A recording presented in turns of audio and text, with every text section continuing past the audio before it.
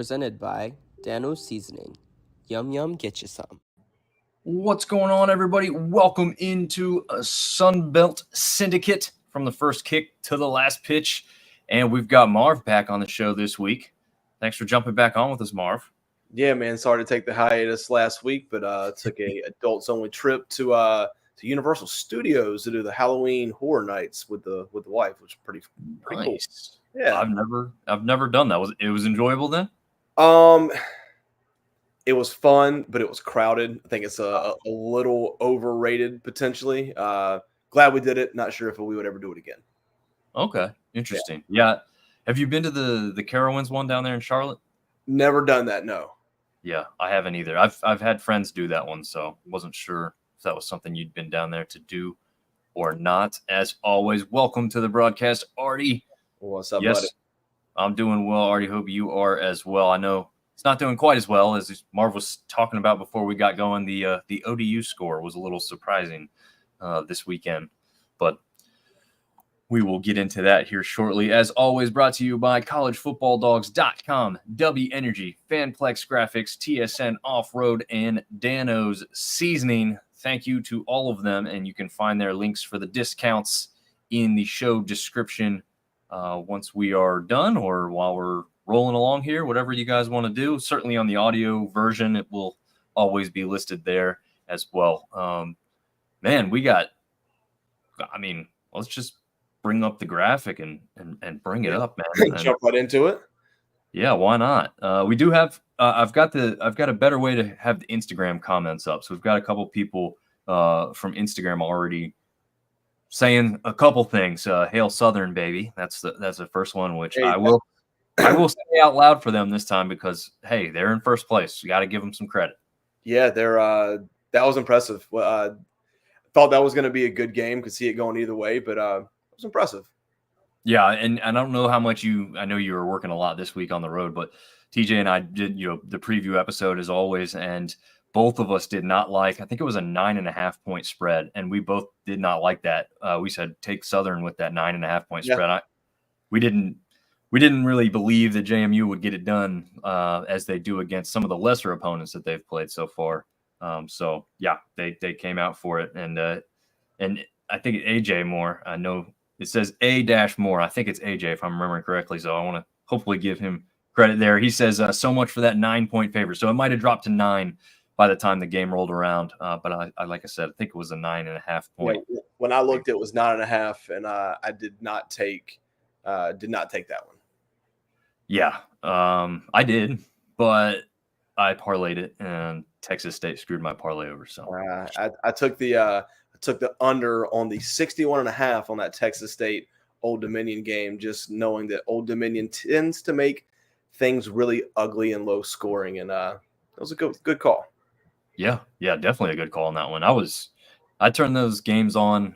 Seth and I actually were at the State Fair this weekend, and we were trying to keep check of all the games while we weren't watching a couple of them live. We got back to see the ends of those two. We did not get to see any of the Coastal Louisiana game live. I went back and watched some highlights on that one. But someone else, what's up, Chuck, is saying Southern Miss fires head coach Will Hall. Team has been notified, and Reed Stringer announced as interim head coach. Yeah, Reed Stringer been with the program, I think if I was reading right, 4 or 5 years now. Recruiting specialist, specifically the tight ends, kind of similar to the situation App State had. And also had like 9 years with Louisiana. So it's not like he's unfamiliar to the conference and the opponents that he will face. I don't know if he's looked at as a realistic possibility to stay there long term or if they're kind of going to get rid of that whole regime. Hopefully some other Southern Miss fans can chime in with some hopefuls. I know we've seen some names thrown around some of these other programs, and might as well throw them out for Southern Miss now because you were officially on the clock. They are. I don't think they're going to be the only team looking for a new head coach at the end of this season. And when things haven't been going your way, unfortunately, the prospect of who might be the next person in charge is exciting. Yeah, no, absolutely. ODU winning yesterday. Can't wait to see the Southern ODU game. Yeah, we got Randy chime in with that. And yeah, Artie Cat. Will Hall still getting paid $860,000 severance for going 14-30. Man, I should have been a college coach. Yeah. Those buyouts, you put them in place because you don't want someone to have success and then get poached away by a bigger program. So that's why it's in place, but it can bite you in the ass. Oh, yeah. No doubt about it. Yeah, that's actually that's less than I had seen. I heard someone see that he was supposed to be owed over $2 million, but that may be Artie's probably looked into it even more and realizing that you don't get the full payout or something. If it's that was my question, and maybe you know the answer to this. So take his buyout, $860, right? If he gets hired next season, does his salary for the next season offset the buyout, or do they owe him all that money? It's a good question. I'd hope your lawyers at those universities are pretty good to handle those types of aspects. Yeah. But a man could double dip for a year or two and do all right for himself. Yeah, that's what isn't that what Rule did? Didn't he go to Nebraska right after the Panthers fired him? I mean, maybe it was a year off or something, but I don't think he took a year off. I think he went it right wasn't. Okay. He might have. I'm not sure. I was don't get me started on the Panthers. That's a whole nother topic. Yeah, we'll stay away from that. Man, that's can you fire the owner of your team? Yeah. That would be the better start there. Force a sale. Man. Yeah, I got to get this Dog TV logo off because you can't even see the top part. There we go. Now we can see it all. So we did kind of cover this one because this one had happened before the preview show. So TJ and I kind of talked about it. Is there anything you want to mention specifically on your side of things from the South Alabama Troy game that ended up 25-9 in favor of the Jags? No, I didn't hear what you guys said, but I'll just kind of give my thoughts. I mean, listen, we all thought that Troy was going to be down. They lost a lot, right? And they are down. They're not a very good football team at the moment. After watching South Alabama come into Boone on a Thursday night and thump us, I thought that they were better than what they've been since that game, to be completely honest. But, man, Troy had 167 yards of offense total for the game and 3 turnovers. You just can't win like that. That's all there is to it. They got dominated time of possession. South Alabama did have 9 penalties for 100 yards, but if you can only get 167 yards and you turn them over 3 times, you're not going to win a lot of football games, point blank period. So the misery continues for Troy. I don't think they can. They're not going to get it right this season. I think everything that they should be doing at this point is geared towards next season. Yep. You've got a young team with a lot of veterans that had left, a head coach and a staff that had left, and left the cupboards a little dry. You've got some talent on the field. Ross pictured here. Goose Crowder seems to be a pretty good quarterback. Unfortunately, he wasn't available for this game, which is partly why the offense sputtered a little bit. But yeah, I think it's way too early to be talking about a firing on that end of things. Way too early. Yeah, like you said, I mean, it's their coach is in year 1. He is literally having to rebuild a staff and a roster. You give him another year or two. That's kind of the funny thing, though. I was having a conversation with someone else. Back in the day, if you got hired as a head coach, you had to build your staff. It took you 3 or 4 years because you had to get your recruits in. Now with the transfer portal, like you could right the ship in 1 year if you get the right guys in.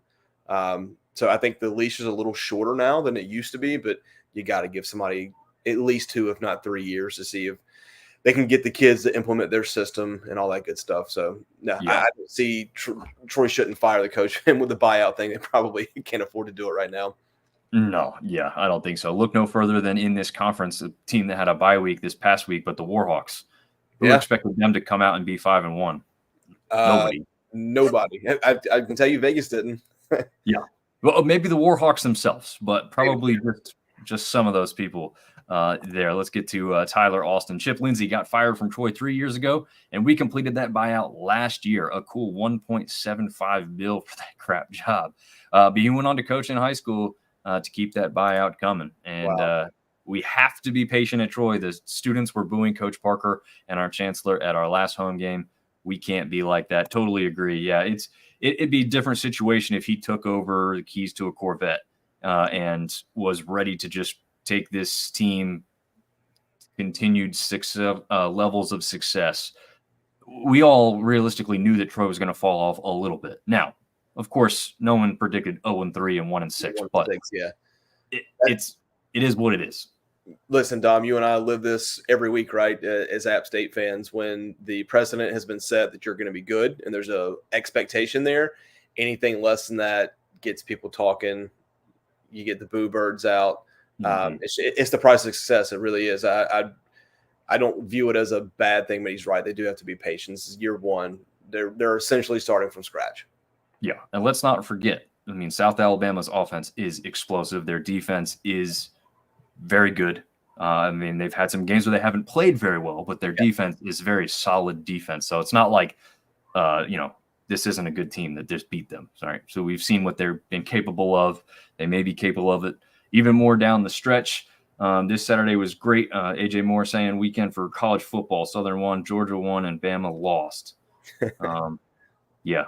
Most people like it when Bama loses. And apparently AJ was saying that he called that South Alabama was going to win the belt. So that's a prediction that's looking decent right now. You got some real contenders in the West up there in Louisiana that'll have something to say about that, though. I agree.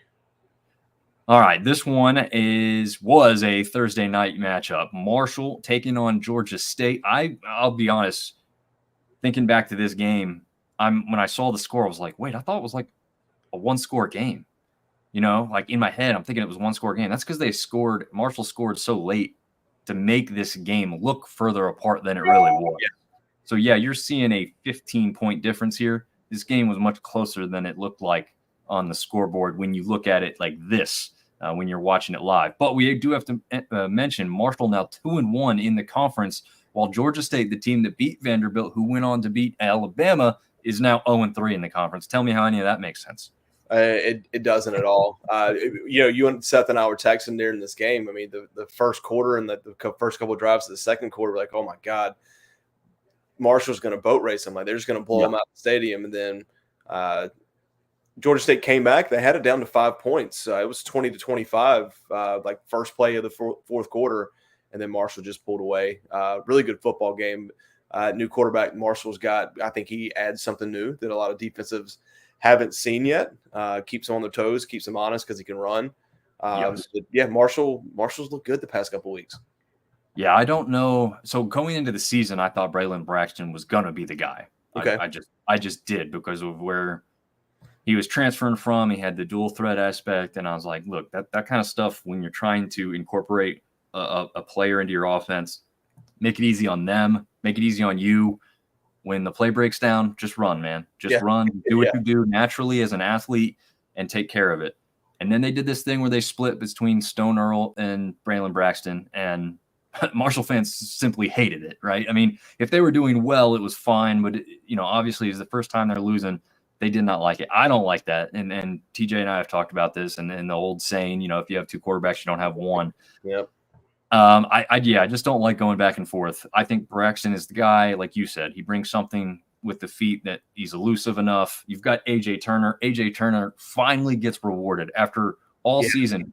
I don't know if you heard the stat from last show, but AJ Turner has about half as many carries as the other top running backs in this conference, but he has the most yards by a good amount. Oh, wow. So now he's finally getting rewarded because even with all those yards and those little bit of carries, he had only been on the score sheet as far as like touchdowns concerned, like 2 or 3 times, I think, maybe 4 at the most. So he went the game.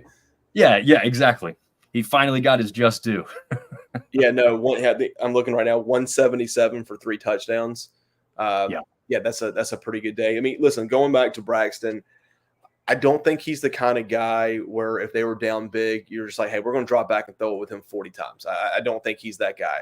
Right. If the defense continues to play like that, if Turner can run the football like that, if you look at the overall stats, Marshall or Georgia State dominated time of possession. They by 10 minutes, it was 35-25. So I don't know.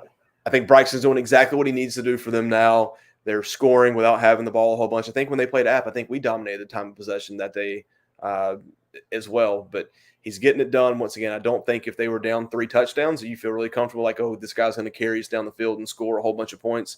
But he's doing everything he should be doing right now. And 2-1. As an App fan, I would love to be 4-3 and 2-1 in conference right now.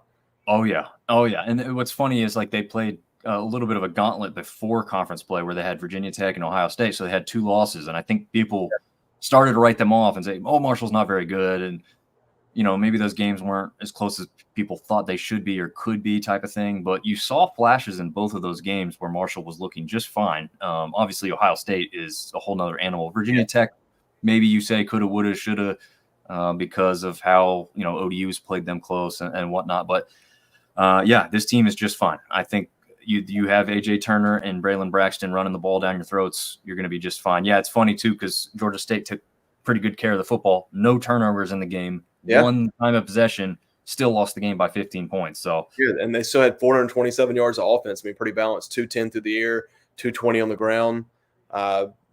You look at their stat sheet, like they did everything right. They just didn't score enough points. Yeah, and Gibson got some time at quarterback as Vayer's kind of, I wouldn't say gone backwards, but maybe he hasn't evolved as much as they had hoped for, even after looking pretty good in the early part of the season. So Gibson's he only got to throw the ball 4 times. Gibson might be in the future. Yeah, he might be. And I think a lot of people were thinking he might be the guy coming into the season as well. So it's not altogether shocking. I think he's the transfer from Georgia Tech. So I think a lot of people had assumed he would kind of be the guy right away. But Vayer had experience at like Penn State and Pitt. So it's not like he's inexperienced there. Yeah. And AJ Moore mentioning that Vandy is actually ranked in the rankings. I don't agree with that at all, but I don't know. You lose to Georgia State, that's fine because we can say, oh yeah, well Georgia State's good. Well, that was at the time, but now that we're looking at them as an 0-3 record in their own conference, I don't know how you reward Vandy for that. I mean, I guess obviously the win over Bama is huge, but Bama's not. I think Vandy took Missouri down to like the last play, if I'm not mistaken. True. And Missouri's a top 15 team, so I don't know. I don't. Should they be though? They haven't looked great either here lately. They have not looked great, but they're struggled to beat a bad Auburn team. Yeah, they really struggled to beat a bad Auburn team. I mean, that was I think they had to score 2 touchdowns in the last couple minutes to win that game. Yeah. But, hey, a win's a win. Oh, it's true. That is the ultimate thing that matters the most. We got Chris Howell jumping on here. I've been there. Any big injuries to Georgia State after beating Vandy? Trying to figure out what happened to them. No, nothing that one of the main guys on defense or offense has been out with. I mean, I think they came through that game pretty much unscathed as far as like any big injuries are concerned. I'm sure some guys were a little banged up. Whenever you got those teams that are a little deeper and got some guys that are bigger on the other side, it's obviously not going to feel great the next day. But winning helps that. winning heals all wounds, right? Yeah. I think winning makes you feel pretty good after that. But I think we got to see where both of these teams go because trending in opposite directions at the moment. Also trending in opposite directions here. We had the Cajuns go to Conway to face Coastal Carolina and come away with a 34-20. I think it's supposed to be 24 victory, wasn't it? Yeah, 34-24. Yeah. I missed editing that one. You missed while we talk about that, I'll take this down and edit it. But yeah, so 34-24. That's actually really similar scoreline to what they had against App State just a week previous. Was it week previously? 2 weeks? No, previous week. Just 1 week. Yeah. Nice. All right. Well, so I guess go ahead and touch on what you saw out of this one or what you see sticking out to you in this one, and I'll fix that graphic for us so I don't look like a fool here. Here's what sticks out. Louisiana's pretty good. Woolridge is a good quarterback, threw for 373 and 3 touchdowns. I mean, it was a back and forth game. Clean game. Nobody turned the ball over. Just too much Louisiana. I mean, scored 17 points in the fourth quarter when it mattered the most. Just a really good game. I think Louisiana is starting to, after everything else has happened in the West, is starting to separate as like the favorites in the West at the moment. And I think Coastal's dropped their last 2, have they not? Yes. Yeah. So yes, they have. Sliding a little bit back for Coastal. I still think Coastal's a pretty good football team. I think they'll be fine in the in the East. Have they played Georgia Southern yet? No. Okay. So that's probably the the East matchup to watch. But yeah, Cajuns are good. Yeah, very, very good. Very solid on both sides. It's funny though, because you see the 6-1, you see 3-0. If you go and follow Cajun fans on Twitter, Rage and Review, those guys, obviously, there's always going to be nitpicking. We should have won by more. We should have won cleaner. All this and that. One thing to mention, pictured here for Coastal, is Ethan Vasco. Yeah. Started the game and was taken out pretty quickly as they struggled to get going early. Noah Kim, the transfer from Michigan State, seems to have probably taken the reins over fully at this point. He came in, sparked the offense to continue doing well down the stretch here. Obviously, again, Cajuns pull away late to make sure that they win that one with a Almendaris field goal to start it off, and then Terrence Carter with a 59-yard pass from Ben Woolridge. Again, Ben Woolridge, I'm truly believe maybe one of the most underrated quarterbacks, not only just in this conference, but across the country for what he does on and off the field, like the veteran leadership presence that he provides, as well as the skill position. He's not going to beat you with his legs. He's not one of those dual threat guys. I mean, he's got that 6'3" or 6'4" frame, so he's got some long strides. He can get a couple yards in a pinch. He's not going to take off and run 60-plus yards on you. That's not the kind of quarterback he is. He's going to dissect you through the air a little bit. So, yeah, I mean, this is a little bit of a revenge game. I think this is the first time this game has taken place since the COVID game that did not happen. Yeah, they got back for it. Now, just Vasco started 3 for 10, and then Kim comes in and goes 16 for 25 for 2 touchdowns. I think you're right. He probably does supplant him for now. As the star. I mean, look, Vasco played decent to begin the season. Yes. But, I don't know. You got to look back, and like you said, to begin the season, we look back at that schedule. They had William and Mary FCS team. Not a bad one, pretty good one, actually. But they had Temple. They had Jacksonville State, which is rounding into form, but they were bad to start the season. I think they started off winless, for their first 4 or 5 games. So, maybe you're looking and going, okay, maybe that's why Vasco looks so good. But, I mean, he's looked good in the past, taking the team to a bowl game last year and everything else. So it wasn't that he wasn't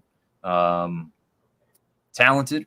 I mean, Beck was singing his praises at the Sunbelt preseason media days. When I had asked him specifically, trying to ascertain who was going to be his starter. I knew at that point, after he had a glowing review over Vasco, and 5 minutes into it, he's talking about Noah Kim for the first time. I'm like, yeah, I know who the guy is. Heard of him.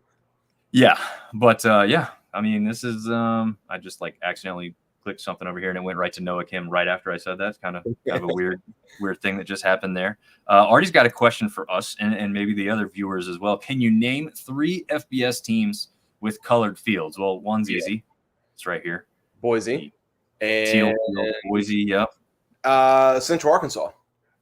Yeah, but are they still FCS? They're still FCS. Oh man. FCS team.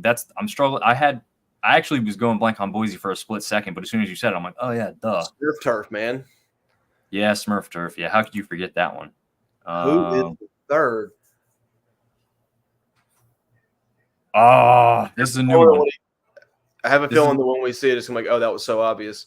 It's probably not obvious, but I do remember seeing a bunch of stuff about it before the season started. I think it actually existed before, but there's an NFL player who played college ball here who did a big donation to help redo it, I think. Who was it? Eastern Michigan, huh? Remember they have that gray field? It looks like it's oh gosh, yes. It looks terrible on TV. I'll just say that. It just looks horrendous to me. I don't think any of the colored turfs look good on TV. I can think of Eastern Washington, that red turf they have just looks. Yeah. I'm not a big fan. No, I actually, I mean, being there in person and seeing it on TV with Coastal, it doesn't really bother me as much. It's not drastic to me. I know people hate on it, but I don't think that teal and green are all that crazy different, I guess, you could say because they're wearing teal sometimes on the teal turf, but I mean, Boise does it. I don't think that many people hate it on Boise. So they were the first to do it. They were the innovators. So you can't hate on them. But yeah, the gray turf is weird. The red turf is weird. The Central Arkansas is like that purple. It's a purple and gray. Yeah. Purple and gray. Yeah. It's not a good look. Yeah, Terry Walker joining the show saying, "What's up, guys? There's a college in New York that has a red and black field. That would be something to see. Yeah, Like a two-tone colored field. That's drastic. You know, like the purple and gray is probably like dull enough where you're not like, okay, that's not. But red and black is pretty significant right there. Yeah, I don't know. I mean, okay, so like in video games and when you're having fun with design work or something, yeah, that's great. It probably looks cool. But when you actually put it on a camera from a field box level or a stadium height and you look down at it, sometimes you're not going to get that effect that you think you are. Yeah, I agree. So I don't know. All right, we'll go on to the next game after this one. One of the first shocking games of the weekend as ODU plays host to Texas State and takes them down in Norfolk 24-14. I didn't have this one. I didn't have this one either. I told you the game I took the under just because Old Dominion tends to have low scoring games. I think the spread on this one was 10. And that was kind of tempting. I didn't take any action on that, thank God. But yeah, very surprised. Yes. I was also very surprised. I was very surprised to see it early, and I thought, okay, they're struggling early. We've seen Texas State do that a couple times. They're going to come back and win this one. It would be closer than it should have been, kind of thing, but they'll win by 3 or they'll win by 6 or they'll win by 7 or couldn't do it. They could not pull it off, and I want to give a quick shout out. AJ Moore did list Eastern Michigan before we had already put it up on there, so he was the only one to get that, and he was naming a couple other schools that we had talked about with Central Arkansas, and that and Artie, full credit. I told you after the ASU game that Bobcats would be lucky to win 6 games. I wasn't being hyperbolic. Yeah. He was not. I just saw like too many flashes that I thought was going to have these guys just come back to life, though. Like in other games, the Arizona State game, I was like, "Oh God, they're dangerous." Like I thank God we don't have to play them. My favorite to win the West. I don't know. You just look around, you think they got all the pieces. Everyone talked about, the video game style numbers they were capable of putting up on offense. Everyone thought the defense was going to be just good enough, but I don't know, little disappointing. Yeah, definitely. Ben James saying, "What's up?" Kind of the same thing I already kind of alluded to, and I'll stick to this because it just makes too much sense. It's easy. Colton Joseph, it's not going to blow you away with the passing yards. Nope. But he can beat you with his legs, and he's fast as hell, and people are underestimating that on the defensive side of the ball, I think. So he really – okay, so he was the leading rusher for ODU with 111 yards and 3 touchdowns. 3 touchdowns, yeah, and he threw for 130. So, I mean pretty balanced day for him. You're right. He's kind of like the guy from Marshall. Is he going to drop back and throw the ball 40 times and march you down the field and win the game with his arm? Maybe not, but you add that element of defenses having to account for that guy, having the linebackers have to sit there and watch, and the safety always have to have their eye in the backfield, presents problems. Yeah. We got AJ jumping on Facebook to give us a comment about Georgia Southern, and that's the next game up, I believe. So we'll get to that one when we get over to there. But Artie says the coaches just can't seem to make any game time adjustments. We'll lose the next 2 games versus UL and ULM. That leaves Southern Miss and Georgia State to hopefully get to 6 wins. But see, this is the thing. As much as I can understand Artie's frustration, like the talent on Texas State could win just about any matchup. Like you said, we saw it with Arizona State. And Arizona State is not some juggernaut. They've just lost their 2nd game of the season. Yeah. But if they had a kicking game, maybe they wouldn't have lost. So anyway, True. Still a very solid team that they competed right with and could have won that game right there towards the very end. But I just don't – I have a hard time believing that they couldn't turn it on at any one aspect. Now, could they keep it going for 4 straight games? Yes, that's the question mark. But I do believe that any one singular matchup that you look at the rest of the way, Texas State is going to be either favored or just under a favorite, because their offense can be prolific if they are firing on all cylinders. That's what they're not necessarily doing right now, but you You still got Jordan McLeod. You still got Ishmael Mahdi. You still got Joey Hobart, and a number of other great wide receivers on that roster can make things work. It's the defense that, does have to turn it on a little bit more than they have been. So, yeah, I mean, McLeod did throw 2 picks in this game. Mahdi had another great game, which is kind of his MO. But I don't know. They're kind of like they were in baseball, right? It's like a team that's got all this great potential that you think could, really do something. They show flashes of it, but they're just not doing it consistently. But you're right. I mean, you show those games, Warhawks, then Southern Miss and Georgia State, like they could beat all 3 of those teams. That the ULL game is going to be a heck of a game because I think the Cajuns are just absolutely rolling right now. But yeah, they could easily win 3 out of their next 4. They just got to get it going. Yeah. Already says Joe Namath could go to grad school tomorrow and run through the Bobcats secondary. He actually says the defense played well yesterday. Only Mahdi on offense played very good. I mean, Mahdi, just like Marv just said, like had a great game, and he actually hasn't had a whole lot of those this season. He's been good. He hasn't been maybe to the level a lot of people thought. 139 yards on 25 carries. That's getting you back on the right side of things. It's just got to be it's got to be a fully well-rounded game for Texas State to start winning these, and they're not quite doing it just yet. But do you possibly think that having McLeod there is taken away from Mahdi a little bit? Yeah, no, I definitely think that's a possibility there. And maybe a couple times you're looking at longevity purposes and you're saying, hey, we don't need to run them into the ground early in the season. I don't think that's all, that's not the sole reason or anything, but it could be an aspect of some of the early, game time decisions in that regard. Okay, another stunner here, this time in Statesboro, Georgia. Power of Paulson does it again, taking down a not ranked this time James Madison. Last time that they did show up down there, they were ranked. We'll go right into the comments because I don't want to get too far away. So AJ Moore had said, so Georgia Southern is selling their whiteout helmets. Do you think they should have kept them, or are you not mad at them for selling the helmets? First of all, I love the look 2 weeks ago. Obviously, they won in those, and it was one of the most epic comebacks you're ever going to see. And you do it at your home arena or stadium, it's going to be awesome. They've got to capitalize on those moments where you can make a ton of money. That's my thought process. Sure, they can go order more helmets, but they sell those helmets for what? I think they're selling them for like $2,000 a piece or something crazy. Ooh. They can get some more helmets. They get some more helmets. They don't cost $2,000. I guarantee you. No, they don't. They don't. And Tim Platt wants Randy Peacock to say it one more time. So we'll see if he comes back on to say that. But yeah, Tim is also saying he wished that they had kept those white helmets or use them once a year, even if it was for an away game. But I'll admit I'm one of those ones that always hate alternate uniforms. I did finally like these. They were a sharp look.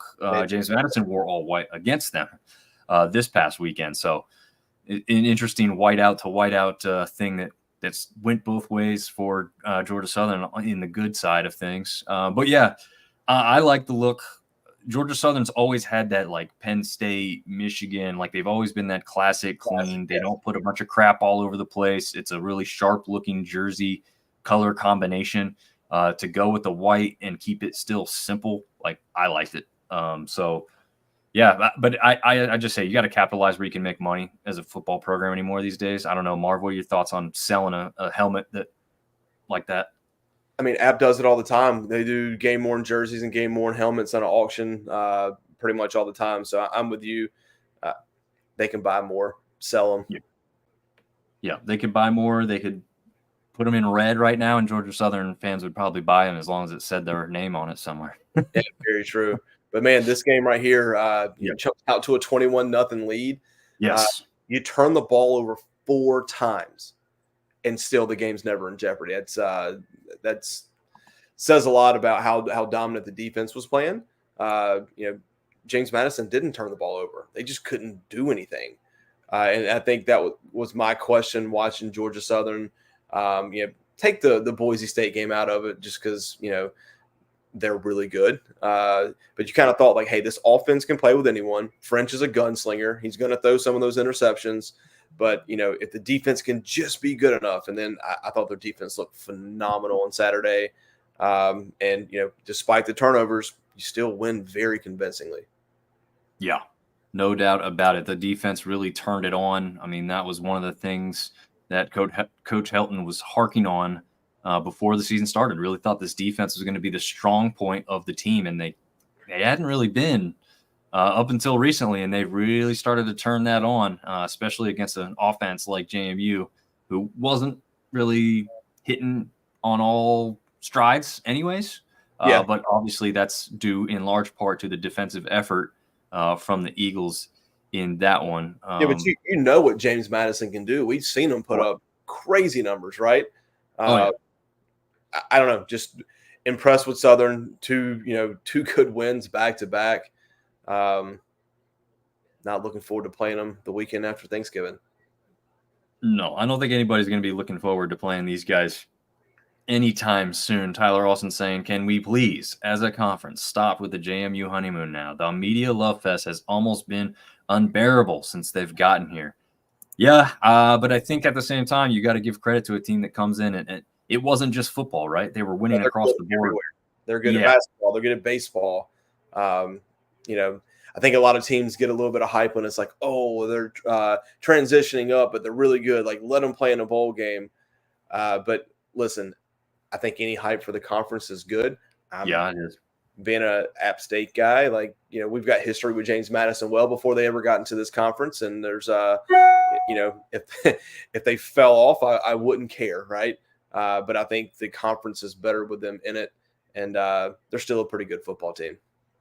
Yeah, they are absolutely a good football team, a great athletic department in general as they continue to get it done, on the soccer field. I think they're a pretty good volleyball team. It just seems like they do really well. So we have to give them their credit. But, yeah, I mean, people get sick of it, right? I mean, when someone's coming in and upsetting the status quo and talking about how they're the greatest. I'm sure everyone hated App when we came in the conference and started doing really well. Everyone hated Coastal when they had their little run with McCall and the Mullets versus the Mormons and all that good stuff. So, hey, everybody hated Georgia Southern. The first year they came in, they won the conference, but weren't allowed to. Remember that? So, very true. Yeah, I mean, it happens. Because they ain't us, right? Yeah, that's exactly correct. That is absolutely correct there. Artie and Ben are talking about their upcoming matchup between Troy and – well, actually, I guess they're talking about a Troy matchup, but we'll get back to that. Artie is also saying UABP. I got to say that slow, otherwise I'd mess it up. But Arkansas Pine Bluff was penalized for not wearing contrasting uniforms versus Arkansas last month. Arkansas declined the penalty. That's a nice thing to do. It's kind of ridiculous. They said we don't need it. We'll be fine. Yeah, we'll go without it. How do you not bring other uniforms and just be ready, though? I don't know. This day and age, you just don't bring you bring semi trucks to these games. I don't know how you don't have everything you'd ever need, but we'll see. AJ saying Georgia Southern cannot go into the ODU game on a high win. They have to keep their head on straight. Southern is really bad with these types of games. Well, I mean, historically, they're not really bad with those types of games. Maybe lately they have struggled to get up in those trap games or whatnot. I don't know at this point with what ODU has been doing here lately, if it's really considered a trap game anymore. It's just a big game now. Like it is. You're talking about Thursday night too. Yeah. Yep. Yeah, man. And A-State hasn't played JMU in 2 years and Georgia Southern in like 3 years. Yeah, some of those the fact that we only conference left with divisions, those types of things are going to happen. We'll see if those types of things change at any one point. Like we said, Commissioner did allude to the fact that if something were to happen that made it seem like it made sense to not have the divisions, he could see them going away, but obviously didn't put any stock in that. I'm about to say, what do you do, though? I mean, you're still going to miss opponents. We have 14 teams in the league. You can't say, out the window with non-conference games, you're just going to play 12 games here. Yeah, I don't know exactly how that does. Tyler, to answer your random question about hoops coverage, we do. We will be getting into hoops coverage very shortly, finalizing a full-time co-host for that. I might have some of these guys from the football stuff jump on there occasionally as well. Definitely want to do a little bit more and better for that hoop coverage this coming season. So definitely going to be doing that. And we got the Everything College Basketball digital magazine where I previewed each and every Sunbelt team along with every other D1 basketball team in the country. I didn't do all the previews. I just did the Sunbelt, focused on that. Holy crap, Dom. You didn't tell me about that. No. I did not do that. I am not that type of expert. And I'm trying to become more of an expert when it comes to the Sunbelt hoop aspect. They knew that I was covering the conference, so I helped do some writing for that magazine. I'm proud to say I'm a part of that because that thing looks really, really sharp. It's the pre-order is $15. I think it now has officially released everywhere. They sent it to you in a digital copy, like I said, via email. I think it's available for $20. So still a really good deal. We're trying to become what Phil Steele is to, college football magazine with basketball. But obviously the digital version is real easy to kind of take care of and do. Well, I shouldn't say that. I didn't publish it, so I didn't have to go through all the heartache that those guys did. But the digital version is easily distributed. How about that? The magazine getting printed fully, hopefully one day when we're down the road with doing much better on those types of things. Okay. I think we covered that one enough as those two teams roll on and JMU tries to recover from what's been happening to them lately on the scoreboard.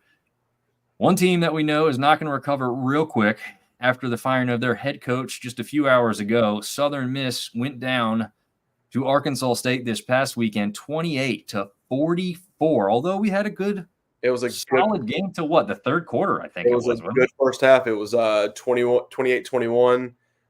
Then Arkansas State just pulled away. Scored 13 unanswered in the third quarter. They just couldn't get back in the game.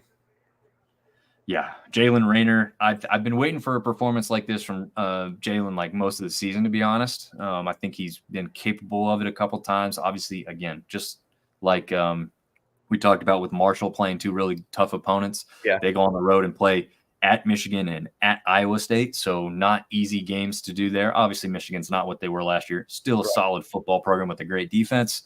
Yep. So, yeah, again, 2 losses. People started to say, oh, they're 2-2. They're not any good, whatever.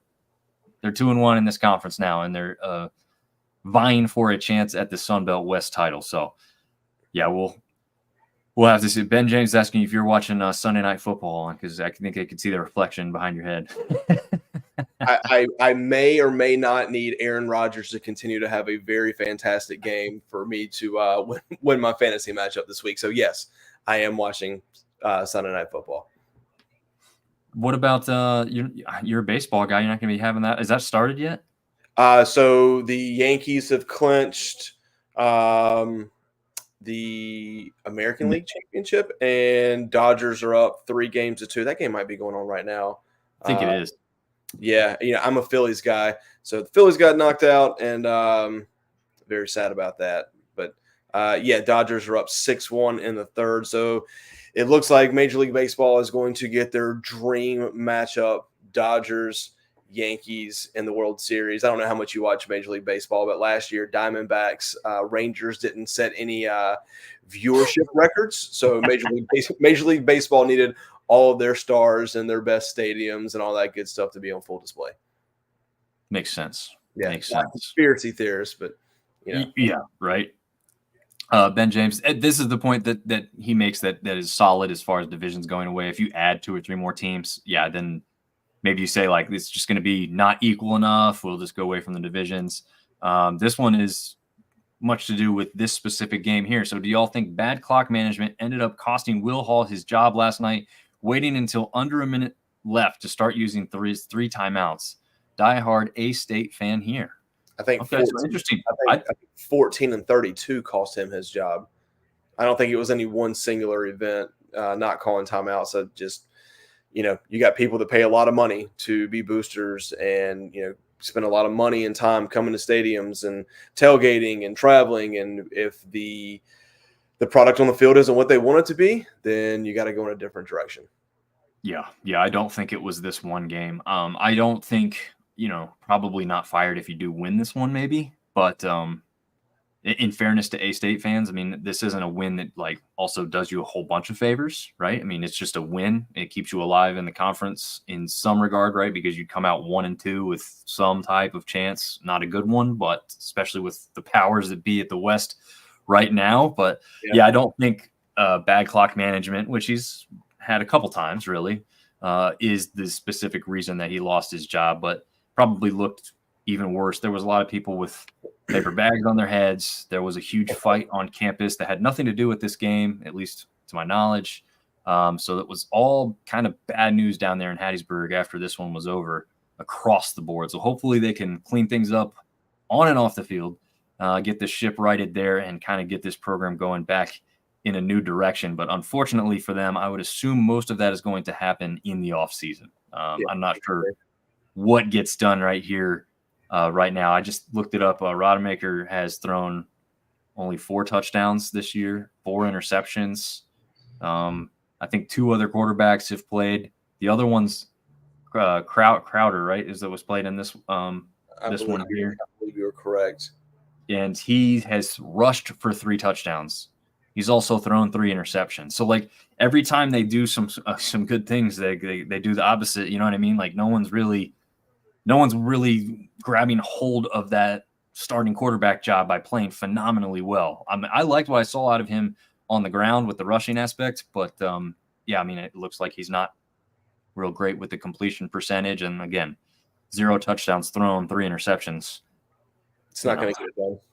No, it's not going to get it done at all. Do you all think G.J. Kenny stays for another year due to Texas State's performance this year? Yeah, I do. I don't know if you see him get a power job after what was expected to be a really big year for the Bobcats, but you know there might be a team out there that gives them a shot. Yeah, we were talking earlier in the season, like, hey, how much money is Baylor going to throw at this guy at the end of the year, right? Yeah, I think he. Once again, we talked. You know, they could easily run the table. They could win 3 out of their next 4, go to a bowl game. But I don't see anybody coming after him at the end of the season. Could be wrong, but there's still 4 or 5 weeks left. Yeah.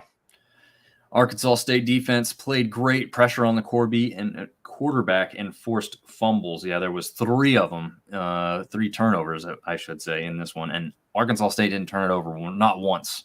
So not only were you playing very well on your side, you also didn't make any real mistakes. I don't know. That's a formula for success in football, right? Like, don't turn the ball over and make the other team turn the ball over. You do that, you're going to be in every game. Yeah, absolutely. Chris Howell saying Rayner was still off a little, but better than he has been thus far this season. Can't wait to see the Rayner from last year. Yeah, I this is the closest to the performances he had last year for sure. And it's hard to say he was a little off. I didn't watch every second of this one. Again, we were getting back from that state fair and doing dinner and getting in and out of the house a couple times. But yeah, I mean, every time I tuned in, it was just more and more for A-State. Although, like at some point, I thought this one was over 21-7 at the end of the first quarter. Like, yeah, it's over. And then it got close. Yeah. So it wasn't over. But yeah, Artie Cat saying the Rock is now the Pebble. Well, if you ask App State fans, it ain't the Rock anyway. But sorry, that's valid. Yeah, is Southern Miss better or worse than Troy? Arkansas State plays Troy next week. I would say I would take Troy in that game. Yeah, I would definitely take Troy in that game. Now, I'd take them even stronger without a shadow of a doubt if they've got Goose Crowder at the helm as well. If they don't, that helps. What's the deal with him? Is he? Do they think he's coming back this season? I think he is coming back, but I don't know if there's a definitive on that. I mean, there was a question whether he was going to end up starting the South Alabama game. So with that being the case, I'm thinking he's coming back. He's close. Is it next week? That, nothing definitive that I've seen or heard on that, but I'm thinking he's coming back. A-State is back at home, and A-State is undefeated at home this year, and Troy has a challenge this coming Saturday. Absolutely, Troy does have a challenge. I think A-State does have a challenge as well, though, too. Again, with what Troy is doing, they are building slowly, but they could turn it on at any one point in time. I feel like their defense is not really a big issue. It's that offense they need to continue to get going and get back on the right track. Southern Miss was sued by Iowa once over logo similarities. I did not know that. I can, now that you say that, you see it, I'm like, yeah, okay. Oh yeah, definitely can see that. I'm gonna get rid of this and we'll just go straight. Well, we'll go to the standings after this, but we'll get a couple questions rolling through here before we do that. Fun fact: the number one team in the FBS, FCS, and D2 all lost yesterday. I did not know that FCS number one lost. Was that North Dakota? I don't think North Dakota State's number one. No, I think North Dakota, not North Dakota State. I thought I would have thought it was South Dakota State. Here, I'm going to look that up real quick. Maybe it is. That has I know the D2 one because Sam Stubbs, the writer that we had on that went to the A-State game a couple weeks ago, he actually writes for Harding, which is the D2 number one team, or was until Saturday. The team that beat them is probably likely to be number one because they are undefeated and just beat them. So, yeah, interesting. Let's see. Who was number one? So FCS coaches poll, it doesn't tell me when this was updated. South Dakota State is the number one team, or was when this was done. It says last week they won versus Young. So I don't know who it was. Gotcha. Like I said, I don't know when this thing was updated. Interesting. I haven't kept up with the FCS at all really this year. I'm usually a little bit better, but now that we've gone to 2 shows a week, I put more time and effort into that. I used to know everything about FCS football. Now I don't really know anything. Yeah, so did Georgia Southern fans, so did JMU fans, so did Coastal fans. Yeah.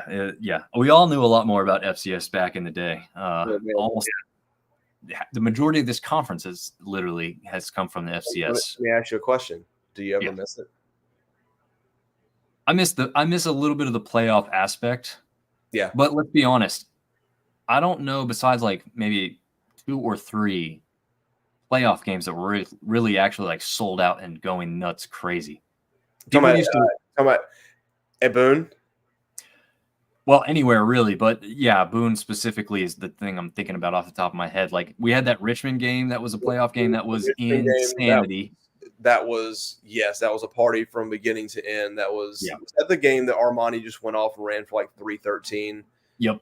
Yeah, that was the problem with the playoff games was the first weekend was always Thanksgiving weekend, so most of the students were gone. Yeah. Then as it went up, I don't know. I thought they were a ton of fun. I mean, obviously those are my college years, so I wouldn't, my sophomore, junior, and senior season was 05, 06, 07. So, excuse me. Tough life. Yeah, I mean, it was, that was a lot of fun. I wouldn't trade that for anything, to be completely honest. To answer my own question, do I occasionally miss it? Yeah, the playoffs was fun. I know they've moved the national championship site, but when we were making national championship games there in Chattanooga, that was like a 3-hour drive. That was super cool. But what I want to know that we have to still play like Furman and Wofford and VMI, that like those are your big games. Nah, I'm good on that. Yeah, that definitely the regular season has vastly improved. Yes, especially with a lot of the teams that we had fun playing in the FCS days now being in. Yeah, they're all with us. They're all with us anyway. Yeah, I mean that was the fun stuff. So luckily we've kept that around. Michael Riley asking, do y'all think A-State, Arkansas State can make it to 8-4? I'm pulling their schedule up right now. So they got Troy this weekend. I think they have a decent. I mean, they're favored by 7. That's the early line from Vegas. So could they get to 5-3? Yeah, very realistically. Then after that, they have Louisiana, Georgia State, ULM, Old Dominion. I mean, just looking at that, like I would feel way more comfortable saying 7-5 versus 8-4. I think 8-4 is like best case scenario. 7-5 is probably most realistic in my opinion. Yeah, I think that's fair. I mean, you're going to have a tough time with both the Louisiana teams. Georgia State's on the road.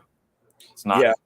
It's not a atmosphere that's going to be intimidating, but it's not going to be easy to travel up to Atlanta and play that game either. So I've heard so many people say it's actually just as hard to play in an empty away stadium as it is to play in one that's super loud, just because you can't really get into the game. Like, I mean, most people that play college sports are very competitive, and when there's, no crowd to quiet down or anything like that, it's not that much fun to play in. Yeah, No doubt. That's true of even like youth sports. I feel like that's probably the case, right? Like you're not out there showing off to mom and dad and a couple people at least. You're going to play a little different and like, whatever. Yeah, I mean, I can tell you from all the youth sports that I'm involved with, the intensity in a game is vastly different than the intensity in a practice. Oh yes, absolutely. And a lot of that is because yes, there are people there watching. Yeah, that's very true. Very, very true. Ben believes the Red Wolves will beat Troy this upcoming Saturday.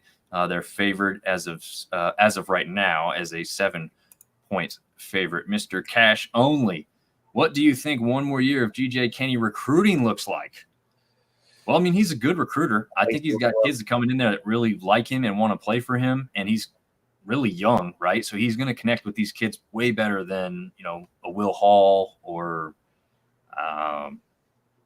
even probably a Sean Clark is old enough that he's not like hanging out playing video games with his guys, where I feel like Kenny would be that kind of coach, But yeah, I don't know those types of things, very well, but just taking a shot at what the age gap would do in certain situations. But yeah, I mean, I think he's brought in talented players, so I think another year of recruiting for Kenny looks pretty good still. I don't have any problems with his recruiting. Yeah, I think he's a good recruiter for sure. Yeah, I'm not at all concerned about him recruiting. It's just little changes on the. He's going to have to get a quarterback. That's true. Very true. Quarterback.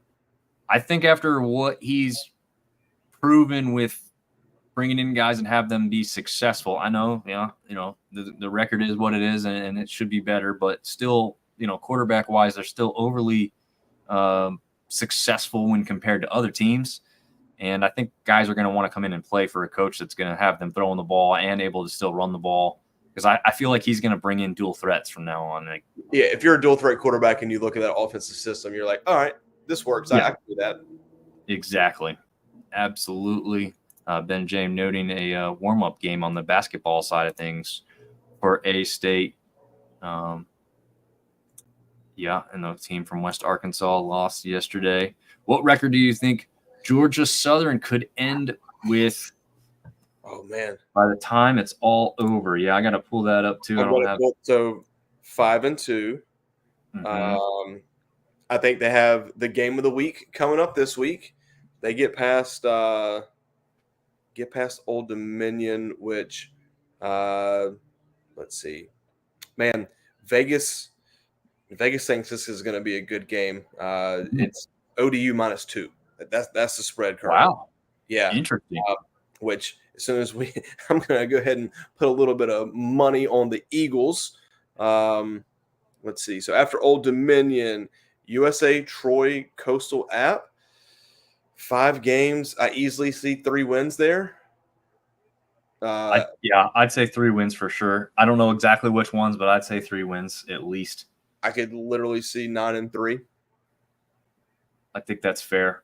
I think their easiest game left has to be Troy or App State. Yeah. But the thing about the App State thing, and I said this with TJ last week too, because we were talking about that matchup specifically, not the one at the end of this year, just in general. We're talking about how those two teams have gone head to head. Throw the records out, out who's hot and who's not. That's a rivalry with intensity that comes down to way more than just one game. It does. So, and here's the other thing. They play 3 of their next 5 on the road. They do get Troy at home. They get App at home. And they go to Old Dominion, South Alabama, and Coastal. Right. And we're seeing that Old Dominion's got a quarterback that can beat you with his legs now. Has more tape and they've got a good defense too. They've got a good defense. I think if they beat Old Dominion, I could see them beating South Alabama and Troy, and rolling into Conway at 8-2. I also think if they maybe win those next 3 games, depending on what happens, maybe they got a number beside their name when they roll in there. Possibly. If you look at their losses, right? So they had the Boise State loss, which was a shootout to start the year with a Heisman Trophy candidate. He's my number 1 as it sits right now. So what did he do this weekend? They were Boise might have been on bye this week. Let me see if I can. Let's see if they were. I can't remember off the top of my head or not. Because sometimes when they play those 10:30 games, I ain't staying awake for that. No, they were off. They were off. Yeah, because they had Hawaii the week before, 28-7. They got UNLV. Yeah. No, I mean, listen, that UNLV game is going to be a good one. That UNLV game is going to be a good one. But no, going back to the Southern thing, you get through ODU on a Thursday night. You get 10 days to prepare for South Alabama, Troy at home. Yeah, I mean, you could be 8-2. Yeah, and you're right. Their losses are to Ole Miss, and Boise State. Yeah, and Ole Miss at the time that was ranked 5th in the country. Now they've dropped a little bit since then, but still a good, very talented team. Both the teams you lost to were top 25 teams, and you hung in really close with one of them. Yep. And let's not forget though, Georgia Southern and Coastal have a little bit of a rivalry brewing in there. Not to the level of App State, but they've got something going on there. So that one won't be easy one to walk into Conway and come out with a win on. Ben James noting that last season A-State did beat both Louisiana teams. Yeah, I mean, this, again, they're kind of like one of those teams that could just come out and have a phenomenal game. We saw them put up 77 points on the board last season out of nowhere. So, yeah, they could have that type of a game. But, again, you're talking about two teams that are probably better this year than they were last year as well. So you have to be fair in that regard. A-State has beaten ULM 14 straight years. The streak may end this year. He's got his hands up over there with Chris saying that. Yeah, I mean, I don't think hands up on that one too. Yeah, absolutely. I mean, everyone thought JMU was going to waltz right through that matchup, and did not happen. Didn't happen at all. Nope. Both Troy and App are home games for Georgia Southern as well. Yep, we probably said that before AJ. Unless I think they'll take. Before I read it. I think they'll take Troy, and App's got to show me something for me to think that we have any chance of being competitive with Georgia Southern and Polson. I don't know. Yeah, already saying it, but a competent coaching staff can stop ODU's quarterback from running Forrest Gump all over the field. I don't know. Yeah. We'll find out here in 2 weeks. Yeah. I'll tell you what, though. That kid is like, and they said it on the broadcast, but you kind of knew it already before they even said it. He is deceptively fast. Like, he is. Okay, he's going to be a running quarterback. There's no way he's going to get by me on the outside. Oh, no, he did. He got by on the outside quite a few times. So, yeah, even if you know what's coming in some regards, he's going to be able to make some plays. He is that type of an athlete. So, dangerous. Are you going up to the App for the ODU game? My plan is to go to the remaining games. Yeah. See you there. That's the plan. Yeah. You're going this weekend? No, not going this weekend. It's our last baseball tournament of the year. But I will be there. Plan to be there for Old Dominion and James Madison. Gotcha. Yeah, I definitely do too. Ben's saying their all-time record is 31-14 against ULM and 21-29-1 against the Cajuns. Yeah, you guys flip-flopping that, which the ULM one's not surprising because of the history of that team. But, yeah, I mean, here it is. Here's a look at the standings. You've got some craziness going on. You had JMU and Coastal up there, first place in the East for the first few weeks. Everyone says, yep, top two teams. They're going to be battling it out. App State kept losing. Georgia State starts losing. And then JMU and Coastal start losing. And now we've got Georgia Southern sitting on top at 3-0, Marshall 2-1, ODU 2-1, JMU Coastal both tied now at 1-2, and Georgia State and App State matching up this coming weekend, both winless. Battle for the bottom. Battle for the bottom. Over there in the West, same situation. We've got Southern Miss and Troy winless. And we've got a number of winning records over there in the West. The West is definitely the power side this year. It is. They have 3-0 Ragin' Cajuns, 3-0 ULM, 2-1 Texas State, 2-1 Arkansas State, 2-1 South Alabama. Yeah. Woo. Man, can you imagine? There's be a lot of good football these next 5 weeks. Yeah, no doubt about it. There's going to be a whole lot of good football, man. I mean, it's unfortunate we didn't have a little bit more success out of conference because now we're just beating each other up, Yeah. taking stuff from each other, like chances for CFP and everything else. But that's also the fun of it because now every matchup matters. You can't go into a game and say, well, I'm not going to go this weekend because I'll just catch the next one. I know that's not your situation. I'm not alluding to you, Marv. I'm just saying across the board, you can't just be like, yeah, we're going to win this one easily. I'll just show up in 2 weeks and go to that one. Yeah. The days 1 are o'clock over. kickoff this weekend definitely throws a wrench in my spokes, though. I have a bad feeling that we'll probably have a baseball game right in the middle of that. Yeah, it makes sense. They're saying for those that don't know, I completely get it. Oh yeah. For those that don't know, though, the 1 o'clock start is to kind of get people to come up, spend the money, help the small businesses, and then get out of Boone. There's still a curfew in effect. It starts at 11 p.m., so they definitely want to kind of clear out town before Plus all that. There's not enough hotels and everything for everybody to come and stay the night. And also, I think, especially this weekend, like Luke Combs, Eric Church, all those guys are throwing on that big benefit concert down in Charlotte that night too. So I know a lot of people that are going to come up to the game and then head straight to Charlotte to the concert. Yeah, that makes a lot of sense. Did you look at tickets? Did you even try and get tickets? No. Oh, so I had the page up like 3 days before it ever went live, and I'm like, oh, I'm gonna leave this tab up on the work computer, have it up, make sure I don't forget about it. Forgot about it completely. Got in the mode at work and just spaced. I was like, oh snap! It's like an hour and a half later after it goes live. I'm like, there's not gonna be anything left. There was some left. Floor level seats. They did the dynamic pricing on Ticketmaster. You want to take a gander at how much those would have cost me? Floor level seats, I'm going to say $1,200 a pop. $2,000 a piece. That's without taxes and fees. That's just like what you're looking at price wise when you click on it. And I was like, I just had to know how much they cost. I was never going to buy them, even if they were $500 a piece. I wouldn't have bought them. But it's not because I wouldn't want to donate that money in some regards. It's just I don't have that kind of money to spend on those types of things. But insanity. I know people were mad about it, but luckily the money in this case is going to a good cause. So still, that's expensive. It's insanely expensive. That's Super Bowl money. Yeah, it's getting crazy, man. Getting absolutely crazy. Already says that's my gigolo rate. That would, yeah. There's some wealthy women down there in Texas. Oh man, yeah, that is a little over my price range, but hey, Artie might give you a discount. Yeah. Oh, all right.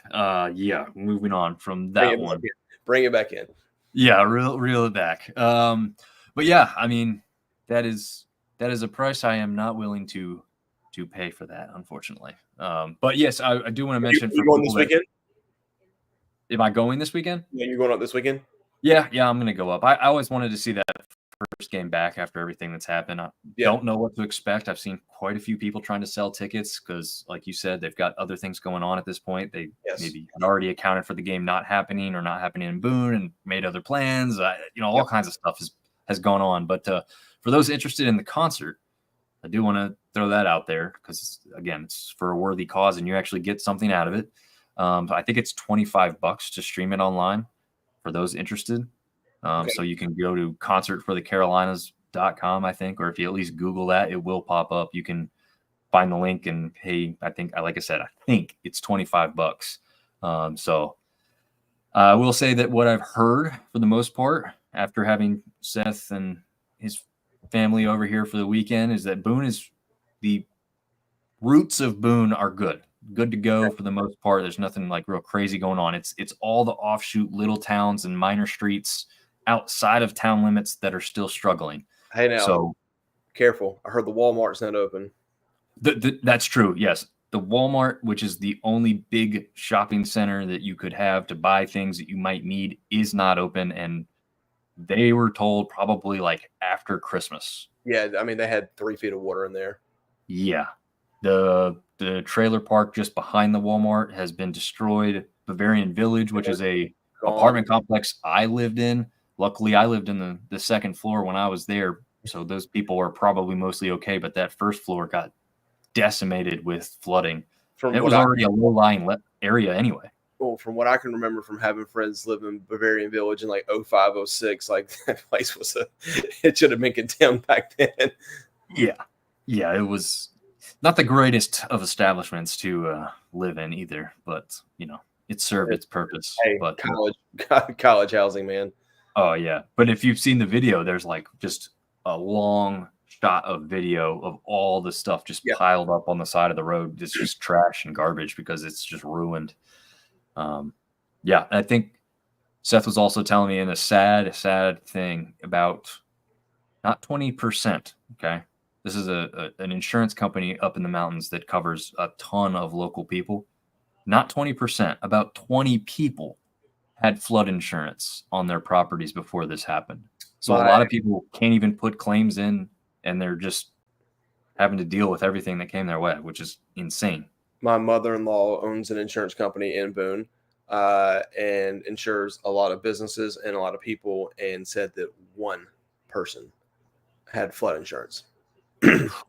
Yeah. I mean, and it makes sense in a lot of ways. Like, unless you live in a 200-year flood, you're not in a 200-year floodplain. Yep. The bad thing she was telling me is it was super affordable, like flooded insurance. Not trying to go down a rabbit hole here, but like certain insurance companies will cap the maximum amount that you can insure for floods. Other ones don't. But if you went with the one that capped it, which would have capped it at like I think like $250,000 or something like that, the cost was like $200 a year to have the flood insurance. But if they're telling you that, hey, what you own it hasn't flooded in 200 years, are you going to spend the $200? Now, she did say that flood insurance is the number one selling item in the high country right now. But it just thinks that, people got absolutely devastated and they're going to get no financial help at all, except for FEMA. FEMA's going to give them $750. Yep, $750. I mean, it's better than nothing. I'll say that, but it's not going to do a whole lot for a whole lot of people, unfortunately. I mean, Chris Howell saying prayers up for all App State country from the Red Wolves. Yeah, and like I said, luckily Boone is mostly good. It's not going to be, I wouldn't say normal. I mean, I'm sure there's still lots of stuff that needs to be fixed and little things that are not going to be the same for a little while. I mean, the parts that got hit the worst are a little bit further south in that Asheville area. That place is just completely decimated. So I'm interested to see your thoughts next week on what the crowd looks like, with the game day experience, the infrastructure, just kind of how it's all going. Yeah. No, that's kind of what I want to be up there for, and just like what is the sense that you feel when you're there, right? Because I can hear Seth say everything he said to me this weekend, but it'll be something else to see some of these things. And that's not me going to seek things out. Like I'm not going to go drive all over town just to go see things. But I'm sure I will see at least some things that have definitely been changed since the last time I was up there. For sure. All right. We got one really good question to end it on with AJ Moore coming across with all of college football in the FBS. What is your game to watch? I'm going to just keep that to this weekend. I think that's maybe what he's alluding to. And this upcoming weekend. Yeah. I mean, if I'm keeping it in the Sun Belt, I'm going to the one I'm going to, because like what we were just talking about, I just want to see what the atmosphere, what the feeling of the game is. And honestly, you've got two teams that are playing each other. Georgia State's never beaten App State. Can they finally do it? This may be the year that it's possible for them. The most possible, I guess I should say. Yeah. But again, it's to me, it's more about the game. It's about more than the game in that regard. So that's a little bit of a selfish one. I don't know what you think, Marv. So Sunbelt wise, I'm not going to pick that one for selfish reasons. I think the Thursday night game is a really big game.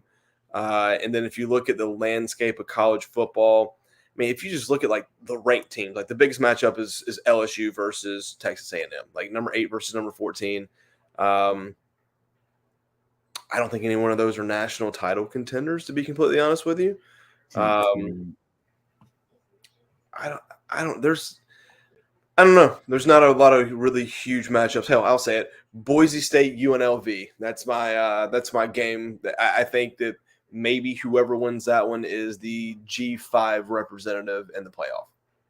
Yeah, I won't disagree with that. UNLV one loss in overtime to a Syracuse team that's really good. Boise State one loss, really a one score loss to a very good Oregon team. Yeah, what's Oregon right now? I mean, after beating Ohio State, they should be one, but I don't know. They are one. They are one. Yep. So yeah, you lost by one possession to the number one team in the country. Yeah, you're pretty good. Yeah. Here's my underrated national game. Okay, I just mentioned them actually. Syracuse versus Pitt. Before the season, I would have laughed in your face if you told me this was going to be a matchup I'd care anything about. Syracuse not ranked, but they are 5-1. Okay, now that one loss is bad. They lost to Stanford. That's not a good loss, but it's not a good loss. Yeah, I don't know. Hey, that's a Thursday night game too, man. That's going to compete with the belt time slot. I know, but this you can have a YouTube TV solves that. We got to get them as a sponsor. You do the double screen, you're good to go. But yeah, they're playing a Pitt team who is undefeated and ranked, and you could make the argument that Syracuse could and should be ranked. They're probably not getting enough credit for the UNLV victory, to be honest with you, but we'll see. Hey, how about Cignetti? it takes Indiana. I was just scrolling through. They're 13th this week. Yeah. Okay. I went out there on the Twitterverse, Xverse now, whatever the hell we're calling it, and I put a statement out because one guy who runs a big college football account had said, "What was the most surprising thing to you after this past weekend?" And I just put, "We're finding out that Sunbelt All-Star team in Bloomington, Indiana is pretty darn good." I mean, I guess you could say it's a backhanded compliment to Indiana, but I wasn't even like thinking about Indiana. I was giving full credit to like the guys that moved up, and are doing it at this level, including Cignetti and the coaching staff, but also the players, because it wasn't just JMU players. It was a few of them, but it was also players from across the Sun Belt in general that went with him. You should have seen the hate I got on that. Oh, JMU fans are blah, blah. I'm like, okay, you guys just want to be all offended for no reason. All I'm saying is the team's good. It wasn't saying like, Indiana was nothing before. They weren't, but I didn't mention that. They weren't. Like, what's the last good Indiana football team? I'll hold my breath. Yeah, I couldn't tell you one. Not a single one. I don't even know if this team is good, but they sure are winning. Yeah, that's true. I mean, technically, they haven't played a whole lot of great teams just yet. They're playing Washington this weekend. I think that's going to be a pretty good – that's a sneaky test for them. Yeah, well, and I will say this. Nebraska is not great, but they demolished Nebraska. There was no doubt left on that field, so that's why it's an impressive thing.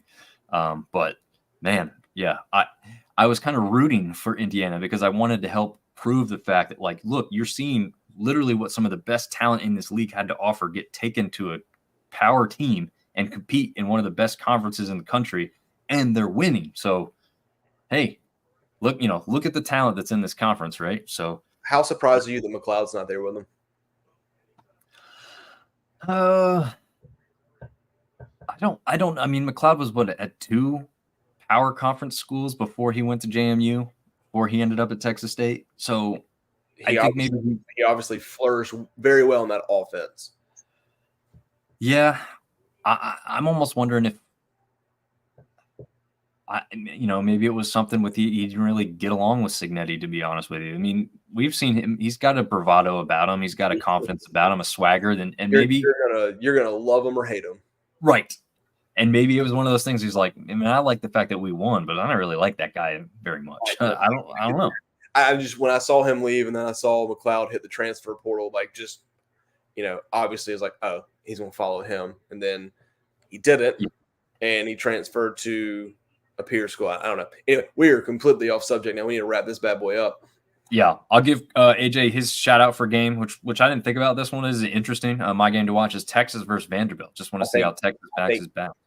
I don't think Vegas could give Vanderbilt enough points to Texas is favored by 17.5. I take that back. I think Vegas gave them plenty of points.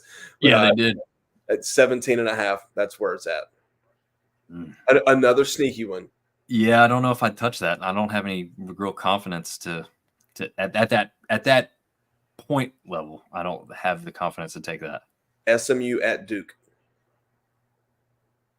22. SMU's 22nd. Both of them are 6-1. I'm taking SMU because Giving away 11.5. Is 11.5? 11.5. Ooh, that's tough. Because Duke has been winning, but they haven't been winning impressively. They've been winning like by squeaking by. And they're at home. Which let's not act like Wallace Wade Stadium is going to give you some kind of great home field advantage, but that's another sneaky good game in my opinion. Yeah, it's kind of like playing Atlanta for Georgia State. All right, let's wrap it up. All right. Yeah. Thanks to everyone to tuning in to this one, and come back around for the preview of this upcoming weekend's matchups on Wednesday night. Thanks, guys.